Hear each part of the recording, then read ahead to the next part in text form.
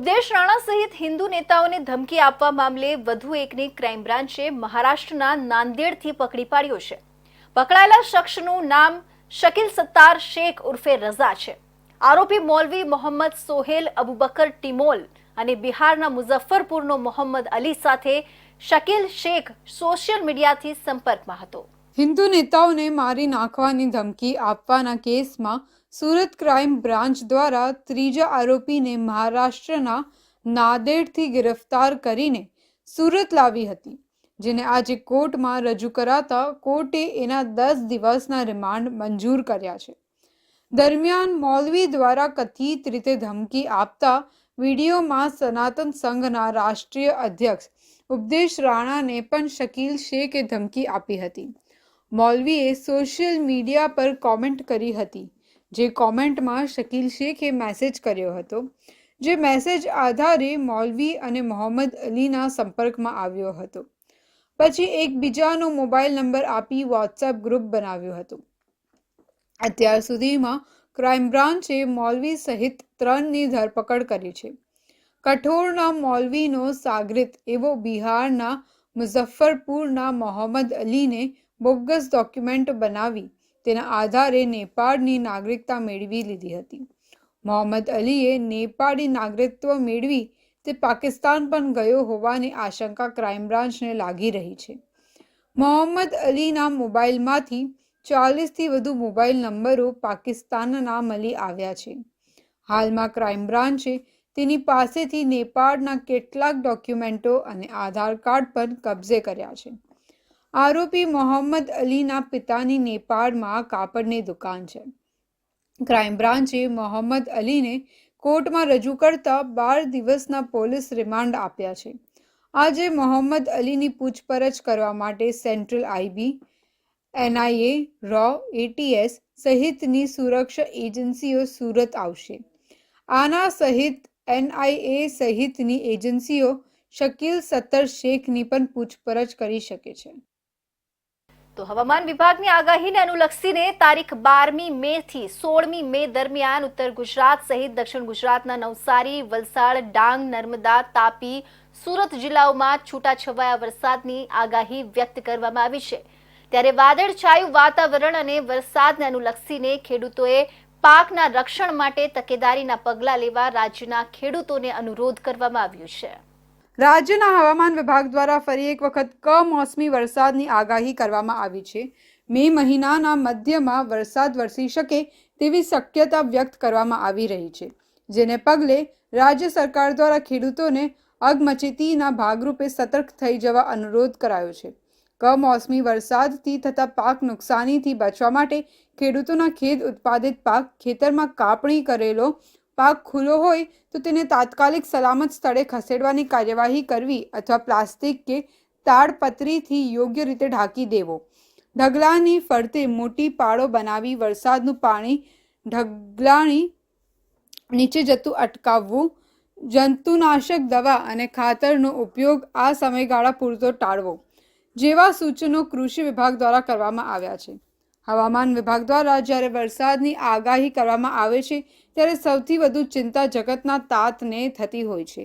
આધુનિક ટેકનોલોજીની મદદથી હવે હવામાન વિભાગ દ્વારા વરસાદ અંગે 1 સપ્તાહ પહેલાથી જ આગાહી કરી દેવામાં આવતી હોય છે કે તેના કરતાં પણ ઓછા દિવસોમાં આગાહી કરવામાં આવે, જેથી કરીને કોઈ પણ વ્યક્તિ હવામાનને કારણે પોતાનો જીવ જોખમમાં ન મૂકે અને ખેડૂતો પણ પોતાની ખેત પેદાશોનું સંપૂર્ણપણે ધ્યાન રાખી શકે।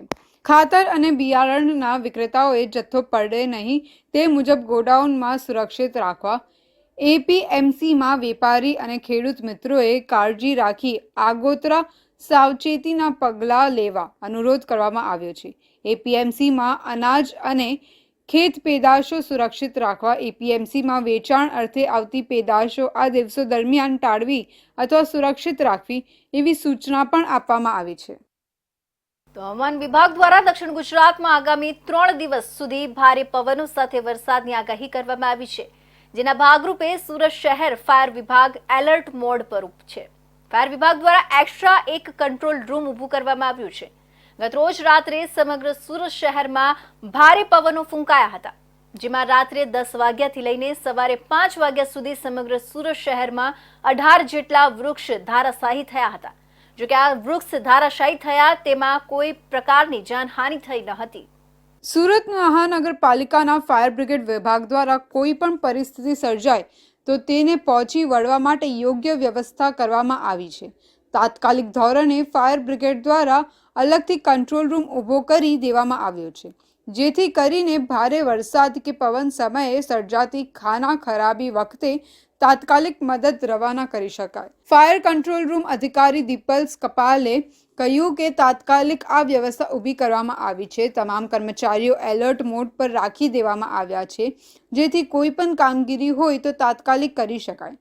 સાથે જ લોકોને કોઈ અગવડ ન પડે તે માટેની વ્યવસ્થા પણ કરી દેવામાં આવી છે. હવામાન વિભાગ દ્વારા કરવામાં આવેલી આગાહી બાદ સુરત મહાનગરપાલિકાના ફાયર વિભાગ દ્વારા કરવામાં આવેલી વિશેષ તૈયારી બાબતે ઇન્ડિયા ન્યૂઝ ગુજરાત સંવાદદાતા અમિત રાજપૂતે કંટ્રોલ રૂમની મુલાકાત લઈને જાણકારી મેળવી હતી. હવામાન વિભાગ દ્વારા જ્યારે 3 દિવસની આગાહી કરવામાં આવી છે ત્યારે આપણે તંત્રની વાત કરવામાં આવે તો સીધા આપનું દ્રશ્ય બતાવીશ. ફાયર કંટ્રોલ રૂમના દ્રશ્યો આપ જોઈ શકો છો કે ખડે પગે અત્યારે ફાયર તંત્ર ઊભું છે ને સીધા જ્યારે દ્રશ્યોમાં જોઈ શકો છો કે ફાયર તંત્ર અત્યારે ખડે પગે ઊભું. તો ક્યાંક ને ક્યાંક જે 3 દિવસની આગાહી કરવામાં આવી છે જ્યારે અત્યારની વાત કરવામાં આવે ફાયર તંત્ર દ્વારા હાલ તેની તકેદારી લેવામાં આવી રહી છે. ક્યાં કોઈ અજુગતી ઘટના ના બને તે તમામ વિષયો ઉપર ચર્ચા કરવામાં આવી રહી છે. પલે પલની જે કોલ ડિટેલ્સ આવે છે તેની ખરાઈ કરવામાં આવે છે. તાત્કાલિક ધોરણે ફાયર વિભાગ જે પહોંચી શકે તે માટેના પ્રયાસો હાથ ધરાયા છે. ત્યારે આપણી સાથે જે અધિકારી છે આપણે એમની સાથે વાત કરવાનો પ્રયત્ન કરીશું કે હાલ કયા પ્રકારની કામગીરી જે છે તે ફાયર વિભાગ દ્વારા કરાઈ રહી છે. જી સર, આપનું નામ? મારું નામ ઇન્ચાર્જ ફાયર ઓફિસર દીપક સપકાડે છે. સાહેબ, એ જણાવજો કઈ રીતની હાલ જે 3 દિવસની આગાહી છે કઈ રીતની ફાયર દ્વારા કામગીરી કરવામાં આવી રહી છે? ફાયર તો એમ તો કાયમ એલર્ટ જ રહી છે ને આપણા ત્યાં એવું છે કે ભાઈ ફાયરમાં કદાચ આ ઇમરજન્સીમાં જો ઝાડ પડવાના કે ઇમરજન્સીમાં કંઈ કોલ આવે છે તો આપણી તો ટીમ તાત્કાલિક હાજર જ હોય છે. એ ઝાડ કાપવાની કામગીરી છે, કોઈ બિલ્ડિંગ કે એવું કંઈ એમાં પતરા પડે તે બધી કામગીરી અમે ફાયર કરતા જ હોય છે. ગતરોજ જે વરસાદની આગાહી હતી, ભારે પવન ફૂંકાયા હતા, ત્યારે કેટલા કોલ ફાયરને મળ્યા, કઈ રીતની કામગીરી, કેવા પ્રકારની કામગીરી? ટોટલ કોલ ગઈકાલની તારીખમાં 17 કોલ છે ઝાડના. અને કામગીરીમાં તો હવે ફાયર બ્રિગેડ ઘટના સ્થળ પર જઈને ઝાડ કાપીને સાઈડ પર કરી દે છે અને પછી ગાર્ડનવાળા ઝાડના થડ ને બધું ઉચકી જાય છે. ભારે વરસાદની આગાહી છે, ભારે પવનો ફૂંકાઈ રહ્યા છે, શહેરના જે હોર્ડિંગ્સ લગાવવામાં આવ્યા છે તેને ઉતારવા તરફ કોઈ કામગીરી ને મોટી મોટી જે બિલ્ડિંગો છે તે તરફ ફાયર વિભાગને કોઈક સૂચના કે એવું કંઈ આપવામાં આવ્યું છે ખરું અત્યાર સુધી? હા, એ ડિપાર્ટમેન્ટ તરફથી સૂચના એમને આપી દેવામાં આવેલી છે. અને ઝાડની જે કામગીરી છે એમાં તો અમારે એ રહી જ છે ગાર્ડનમાં. તો ગાર્ડનને અમારી ટીમ સતત એમાં સંપર્કમાં રહી જ છે.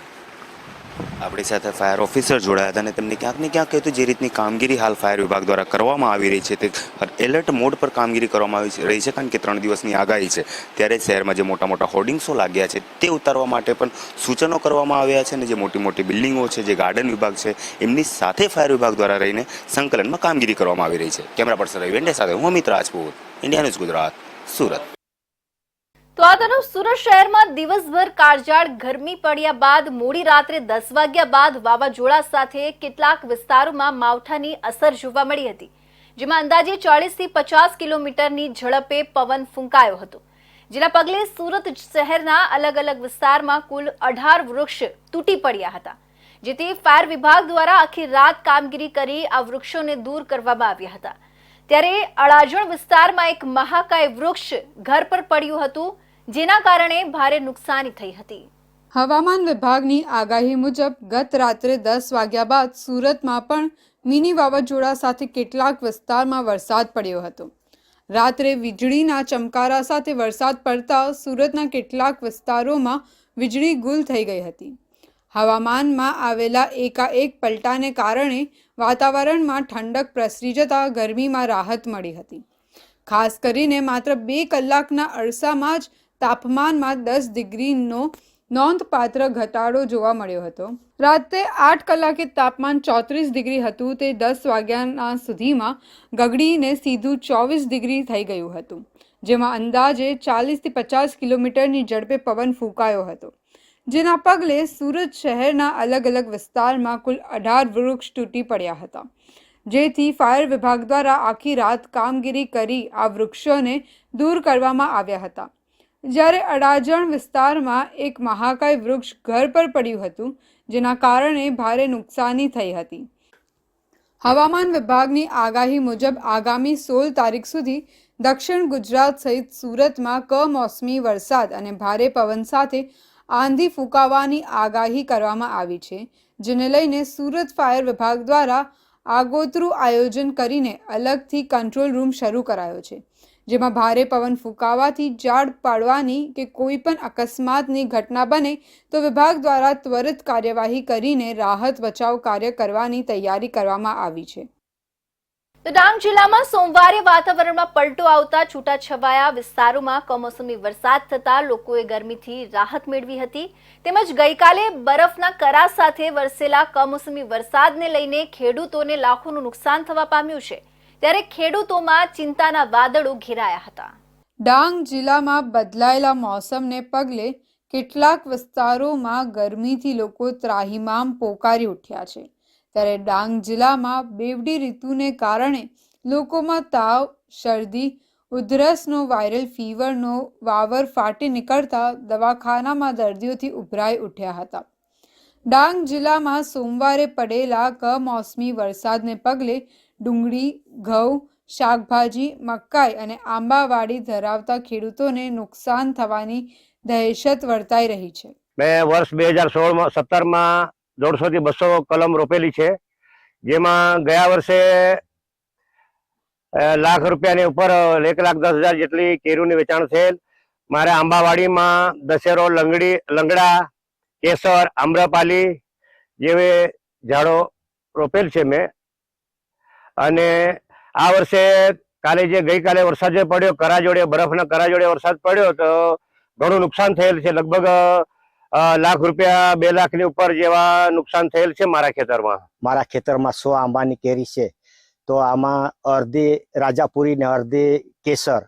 અને આ વર્ષે કાલના દિવસે વાવાઝોડ અને બરફ પડતા મારા ખેતરમાં કેરી પર બહુ નુકસાન થઈ ગઈ, અને મારા કેરીને ઉપર બરફ પડી એટલે પાકવામાં પણ મુશ્કેલ છે, અને બાકીનો ઝાડ છે તો નીચે ગીરી ગયા, અને આ વર્ષે મારે ખૂબ નુકસાન થઈ છે.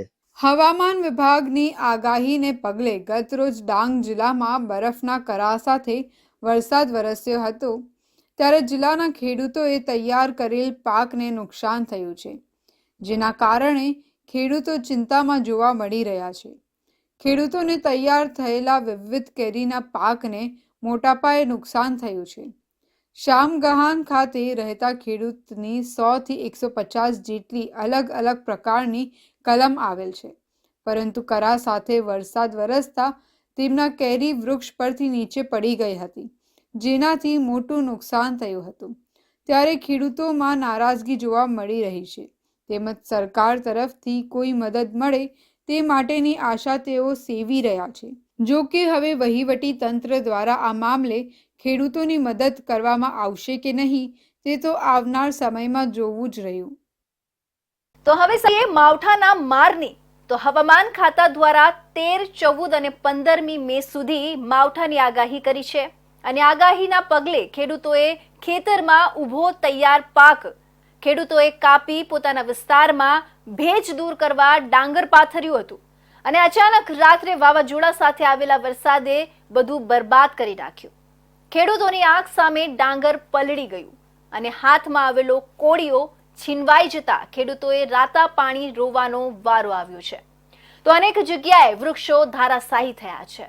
આમ તો સામાન્ય રીતે સુરત જિલ્લો ખેતી અને પશુપાલનના ધંધા સાથે સંકળાયેલ છે, પરંતુ દર વર્ષે કમોસમી વરસાદ આવે છે અને જગતના તાતને રડાવી જાય છે.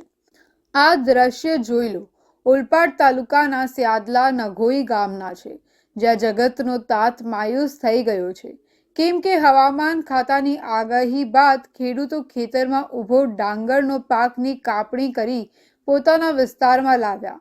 ડાંગરનો પાક લાવ્યા બાદ ભારે ગરમી અને ઉકળાટ હોવાથી ડાંગરમાંથી ભેજ ઉડાડવા ખેડૂતોએ ડાંગરનો પાક સુકાવા મૂક્યો અને અચાનક વાવાઝોડા સાથે વાતાવરણમાં બદલાવ આવ્યો અને 3 કલાક વીજળીના કડાકા ભડાકા સાથે વરસેલા વરસાદે ખેડૂતની મહેનત પર પાણી ફેરવી દીધું. ઓલપાડ તાલુકાના 108 ગામોમાં ડાંગર, શાકભાજી અને શેરડીની ખેતી કરાય છે, પણ દર વર્ષ ઉનાળુ ડાંગર બનાવવામાં આવે છે. ડાંગરનું ઉત્પાદન પણ સારું થાય છે, પરંતુ કુદરત પ્રકોપ વચ્ચે ખેડૂત લાચાર બની જાય છે.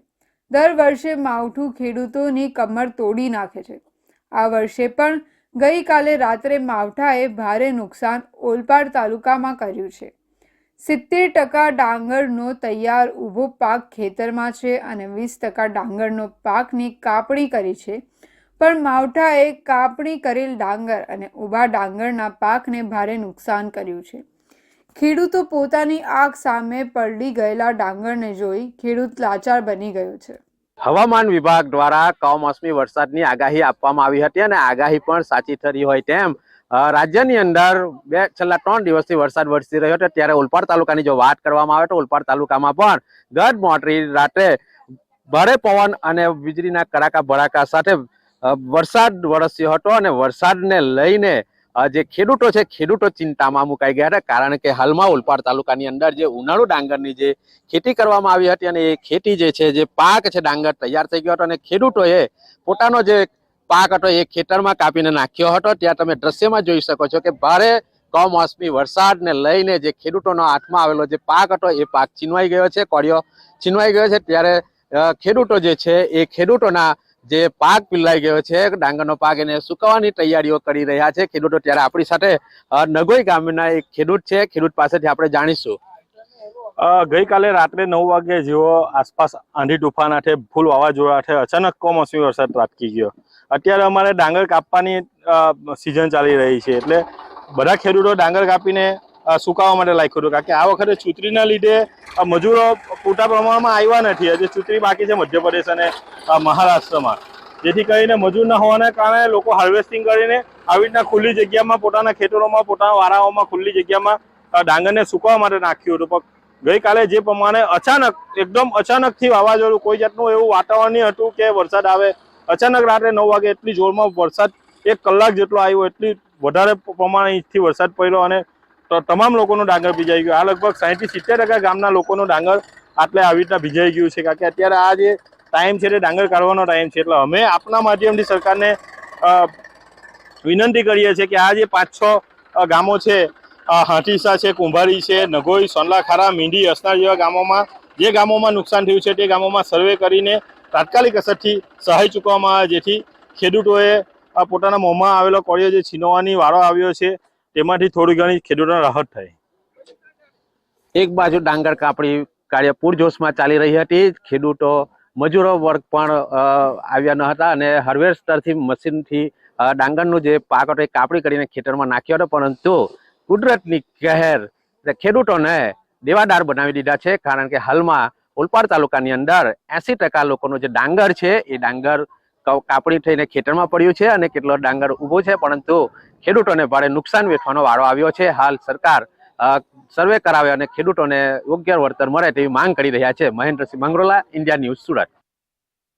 તો આ તરફ સુરતમાં રહેતા 8 પ્રવાસીઓ પોઈચા નર્મદા નદીમાં ડૂબી જવાની ઘટના બનવા પામી છે.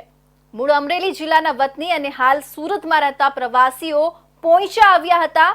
આ પોઈચામાં નર્મદા નદીમાં નહાવા પડતા એક પછી એક કુલ 8 લોકો ડૂબી જવાની ઘટના જાણવા મળી છે. સુરત રહેતા 8 પ્રવાસીઓ પોઈચા ફરવા આવ્યા હતા.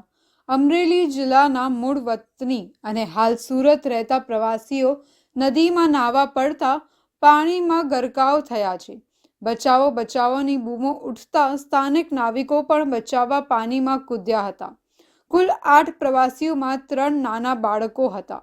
સ્થાનિકોએ એકને ડૂબતા આબાદ બચાવ્યો હતો. હજુ 7 લાપતાની શોધખોળ શરૂ કરાઈ છે. ડૂબતા તમામ પ્રવાસીઓના નામ આપણે જણાવીએ, જેમાં તમામ લોકો સનિયા હેમાદના કૃષ્ણા પાર્ક સોસાયટીમાં રહેતા 45 વર્ષના ભરતભાઈ, મેઘાભાઈ બલદાણિયા, 12 વર્ષના આર્નવ ભરતભાઈ બલદાણિયા, 15 વર્ષીય મૈત્ર ભરતભાઈ બલદાણિયા, ભાર્ગવ અશોકભાઈ હડિયા, ભાવેશ વલ્લભભાઈ હડિયા, 11 વર્ષનો વ્રજ હિંમતભાઈ બલદાણિયા અને 7 વર્ષનો આર્યન રાજુભાઈ ઝિંઝાડા હોવાનું જાણવા મળ્યું છે. રાજપીપળા ટાઉન પોલીસ નગરપાલિકાના ફાયર ફાઇટરો ઘટના સ્થળે પહોંચ્યા છે અને શોધખોળ હાથ ધરી છે. સુરત મહાનગરપાલિકાના દબાણ વિભાગ દ્વારા અવારનવાર દબાણ દૂર કરવાની કામગીરી કરવામાં આવતી રહેતી હોય છે. ત્યારે શહેરના ભટાર જમનાનગર પાસે ફૂટપાથ પર વિક્રેતાઓ કાચી કેરીનું વેચાણ કરી રહ્યા હોવાનું જાણવા મળ્યું હતું, જેના ભાગરૂપે મહાનગરપાલિકાનું દબાણ ખાતું દબાણ દૂર કરવા ગયું હતું. ત્યારે કેરી વિક્રેતાઓ દબાણ ખાતાના કર્મચારી અને પોલીસ કર્મીઓ વચ્ચે ઉગ્ર બોલાચાલી અને ઝપાઝપી શરૂ થઈ ગઈ હતી. કેરી વિક્રેતાઓના પરિવારે પોતાનો માલ સામાન બચાવવાનો ખૂબ પ્રયાસ કર્યો હતો, તો બીજી તરફ વેપારીની પત્ની પણ રોજી રોટી કમાવવા માટે કર્મચારીઓ પાસે આજીજી કરતી રહી હતી. વેપારીનો માલ દબાણ ખાતું લઈ જતા પરિવારના સભ્યો સાથે ઝઘડો જોતા કેરી વિક્રેતાની પત્નીના આંખમાં આંસુ સરી પડ્યા હતા. કેરીનો વેપાર કરીને સિઝનમાં 2 પૈસા કમાવાનું વિચારતા વિક્રેતાઓની આફત આવી હતી. મહિલા રડતા રડતા આજીજી કરતી રહી, પરંતુ દબાણ ખાતાના કર્મચારીઓએ પોતાની કામગીરી પૂર્ણ કરી રહી હતી. દબાણ ખાતા અને કેરી વિક્રેતાઓની વચ્ચે માથાકૂટ થતાં ટ્રાફિક જામ સર્જાયો હતો. જો કે જે રીતે દબાણ ખાતાએ જોર જબરજસ્તીથી કેરી વિક્રેતાઓને દબાણ દૂર કરવા માટે મજબૂર કર્યા હતા, તેને લઈને લોકોમાં રોષ પણ જોવા મળ્યો હતો. તેમજ અત્યારે જ અમે અમારો સામાન અહીંથી લઈ જઈએ છીએ અને ફરીથી અહીં વેચાણ નહીં કરીએ, આ પ્રકારની બાંહેધરી આપી હતી.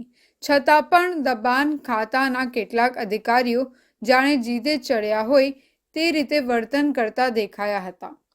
ઉલ્લેખનીય છે કે સુરત શહેરમાં મહાનગરપાલિકાના દબાણ વિભાગ અલગ અલગ વિસ્તારોમાં દબાણો દૂર કરવા જાય છે, ત્યારે ઉગ્ર બોલાચાલી કે ઝપાઝપી થતી હોય છે. દબાણ દૂર કરવું એ સારી બાબત છે, પરંતુ ઘણીવાર દબાણ વિભાગ દ્વારા જે અભિગમ અપનાવવામાં આવતો હોય છે તેની ટીકા પણ થતી રહે છે. ભટારમાં કેરી વિક્રેતાઓએ વારંવાર આજીજી કરી છતાં પણ દબાણ ખાતાના અધિકારીઓએ લોકોની વાત માની નહીં અને પોતાની કામગીરી પૂર્ણ કરી હતી, જેમાં કેરી વિક્રેતાઓ અને પોલીસ કર્મચારીઓ વચ્ચે ઝપાઝપીનો દ્રશ્ય પણ સામે આવ્યા હતા. સુરતના રાંદેર વિસ્તારમાં રાત્રિ દરમિયાન થયેલી ઘરફોડ ચોરીના ગુનામાં સંડોવાયેલા રીઢા આરોપી સહિત એક સગીરને સુરતના પાંડેસરા દક્ષેશ્વર નજીકથી રાંદેર પોલીસે ઝડપી પાડી ગુનાનો ભેદ ઉકેલી કાઢ્યો છે. આરોપી પોતાની ઓળખ છુપાવવા મંકી કેપનો ઉપયોગ કરતો હતો, જ્યાં ચોરી કરેલા મોટરસાયકલની રજીસ્ટ્રેશન નંબર પ્લેટ કાઢી બંને આરોપીઓ રાંદેર વિસ્તારમાં ગયા હતા, જે બાદ ઘરફોડ ચોરીની ઘટનાને અંજામ આપ્યો હતો. પોલીસે આરોપીઓ પાસેથી ચોરીની મોટરસાયકલ, રોકડ રકમ સહિત ઘરફોડ ચોરી માટે ઉપયોગમાં લેવાયેલા સાધનો કબજે કરી આગળની તપાસ રાંદેર પોલીસે હાથ ધરી છે. સુરતના રાંદેર પોલીસ ચોપડે ઘરફોડ ચોરીની ઘટનામાં સંડોવાયેલ સગીર સહિત 2 આરોપીઓની પોલીસે ચોરીના મુદ્દામાલ સાથે ધરપકડ કરી છે. રાંદેર પોલીસના જણાવ્યા અનુસાર પોલીસ ચોપડે નોંધાયેલા ઘરફોડ ચોરીના ગુનાનો ભેદ ઉકેલી કાઢવા રાંદેર પોલીસ દ્વારા 2 અલગ અલગ ટીમો બનાવવામાં આવી હતી, જેમાં સીસીટીવી ફૂટેજ અને હ્યુમન સોર્સના આધારે આરોપીઓનું પગેરું મેળવવાની દિશામાં તજવીજ હાથ ધરવામાં આવી હતી. દરમિયાન સીસીટીવી ફૂટેજ તેમજ હ્યુમન સોર્સના આધારે ઘરફોડ ચોરી કરનારા આરોપીઓ સુરતના ઉધના સ્થિત BRC ખાતે આવેલ પ્રભુનગરના SMC આવાસમાં રહેતા હોવાની માહિતી સામે આવી હતી. આવાસમાં રહેતા જગપાલસિંહ સિકલીગર સહિત એક સગીર વયના આરોપી દ્વારા આ ઘરફોડ ચોરી કર્યાની માહિતી પોલીસને મળી હતી, જે માહિતીના આધારે પોલીસે પાંડેસરાના દક્ષેશ્વર નજીકથી ચોરીની મોટરસાયકલ સાથે બંને આરોપીઓને ઝડપી પાડવામાં આવ્યા હતા, જે આરોપીઓ પાસેથી રોકડ રકમ, મોબાઈલ સહિત ઘરફોડ ચોરી કરવા ઉપયોગમાં લેવાયેલા સાધનો કબજે કરી ગુનાનો ભેદ ઉકેલી કાઢ્યો હતો. રાંદેર પોલીસ સ્ટેશનમાં એક ચીખલીગર ગેંગ જે મંકી કેપ પહેરીને ચોરી કરવાની ટેવવાળી હતી એ રાંદેર પોલીસે ઘરફોડ ચોરીમાં પકડી પાડેલ છે, જેમાં આ આરોપીઓ જે મોટરસાયકલની ચોરી કરેલ હતી એ મોટરસાયકલની ચોરીનો નંબર પ્લેટ બદલી કાઢી નાખી અને ચોરી કરવા આવેલ અને ચોરી કરીને જતા ત્યારે પોલીસે બાતમી આધારે આ બંને આરોપીને પકડી પાડેલ છે. એમાં એક આરોપી સગીર છે જે કાયદાના સંઘર્ષમાં હોય છે અને બીજા આરોપી છે એ જસપાલસિંહ ઉર્ફે જયપાલસિંહ જગદીશસિંહ ચીખલીગર છે. એમને બંનેને પકડી પાડી મુદ્દામાં રિકવર કરેલ છે અને હાલમાં પોલીસ એમની તપાસ કરી રિમાન્ડની કાર્યવાહી ચાલુ છે. આ લોકોને એમ હોય કે આ ગાડીઓ ચોરી કરી અને પછી સીસીટીવી આપણે લોકલ સોરી આપણે ઘરના નપોચા તોડીને એ કરીને ઘરફોડ ચોરી કરવાની ટેવવાળા છે. અત્યારે એક ગુનો રાંદેરમાં ડિટેક્ટ થયો અને બીજો એક ગુનો આ લોકોએ બાઇક ચોરી કરી છે. નડિયાદ ટાઉન પોલીસ સ્ટેશનમાં એક ગુનો દાખલ થયેલ છે.